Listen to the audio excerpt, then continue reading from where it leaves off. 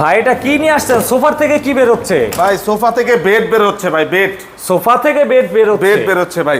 মানে এটা আবার কেমন আজব জিনিস ভাই? এটাই ভাই আজব জিনিস। দিনে সোফা রাতে বেড, খুবই ভাইরাল একটা কালেকশন ফার্নিচার হচ্ছে। দিনে সোফা রাতে বেড, সোফা কাম বেড।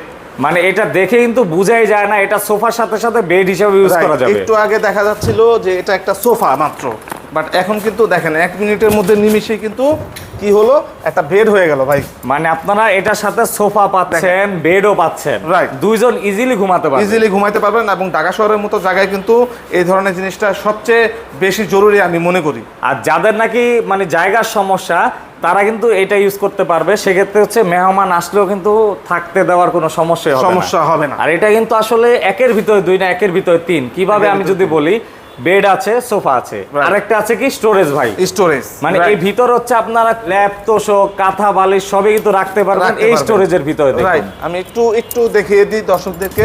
এই যে দেখুন, স্টোরেজে কিন্তু 2টা আবার পার্ট আছে। তো যাই হোক, মানে এই ধরনের ফার্নিচার পেতে হলে তো অবশ্যই আপনাদের প্রতিষ্ঠানে চলে আসতে হবে, অথবা স্ক্রিনে দেওয়া নাম্বার যোগাযোগ করলেই হবে। হবে। অবশ্যই কিন্তু সরাসরি চলে আসবেন এই প্রতিষ্ঠানে।